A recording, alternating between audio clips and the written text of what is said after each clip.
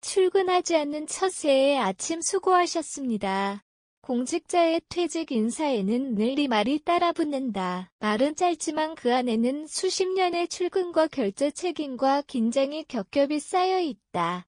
병오년 새해를 맞은 지금 그 인사가 유난히 무겁게 느껴지는 이들이 있다.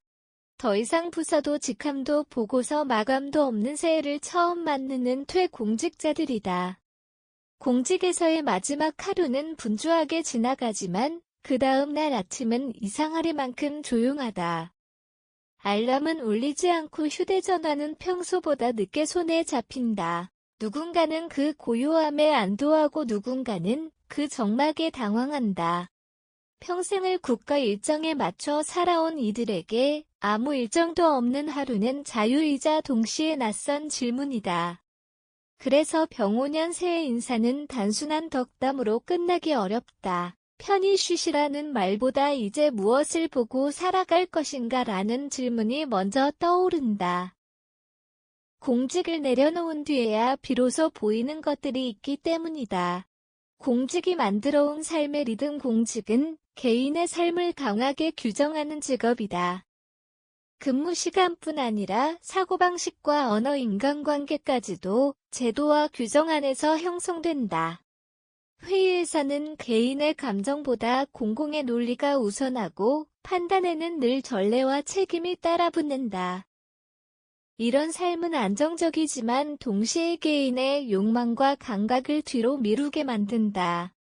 은퇴는 그 구조에서 벗어나는 첫 순간이다. 하지만 벗어났다고 해서 곧바로 자유로워지는 것은 아니다. 오히려 많은 은퇴 공직자들은 공통된 공백을 경험한다. 더 이상 확인할 결제선도 없고 기다릴 지시도 없는데 하루를 어떻게 써야 할지 막막해진다.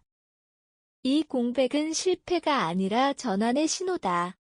조직이 대신 정해주던 시간표가 사라진 자리에서 비로소 스스로 선택해야 할 시간이 생긴 것이다. 병오년 새해는 그 선택이 본격적으로 시작되는 첫 장면이다. 쉼도 일도 아닌 제3의 시간은 퇴 이후의 삶을 두고 사람들은 종종 쉼과 일 중 하나를 선택하라고 말한다. 그러나 실제 은퇴 공직자들의 이야기는 그 이분법을 벗어난다. 완전히 쉬는 것도 다시 조직에 속하는 것도 아닌 제3의 상태를 찾는다.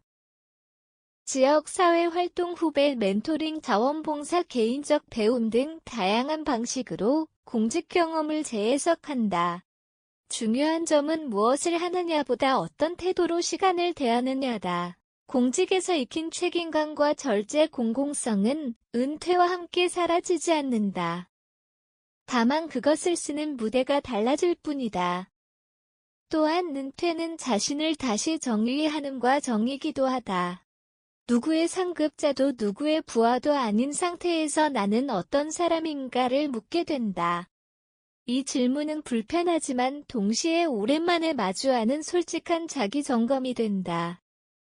은퇴 이후의 삶은 누가 설계하는가 공직을 떠난 뒤에야 보이는 것 중 하나는 그 시간이 결코 개인만의 시간이 아니었다는 사실이다. 가족과의 시간 놓쳤던 취향 미뤄두었던 질문들이 한꺼번에 떠오른다. 은퇴 이후 삶의 만족도는 소득이나 활동량보다 삶의 주도권을 얼마나 회복했는지에 따라 갈린다. 공직에서 쌓은 경력은 은퇴와 함께 끝나는 이력이 아니라 다른 방식으로 전환 가능한 자산이다. 다만 그 자산을 어떻게 사용할지는 더 이상 조직이 정해주지 않는다. 스스로 선택하고 스스로 책임져야 한다.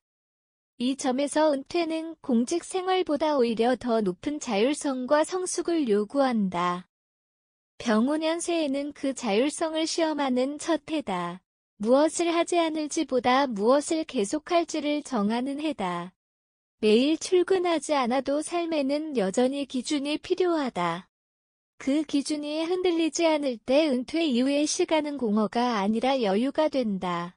이제는 하루를 스스로에게 보고할 시간 이 새해에 전하고 싶은 인사는 단순하다. 수고하셨습니다 보다 기대합니다 라는 말이다.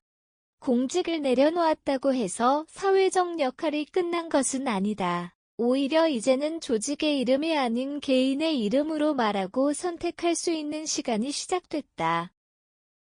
병원연 새에 더 이상 보고서를 쓰지 않아도 된다. 대신 하루를 어떻게 살았는지 스스로에게 보고하는 시간이 남았다.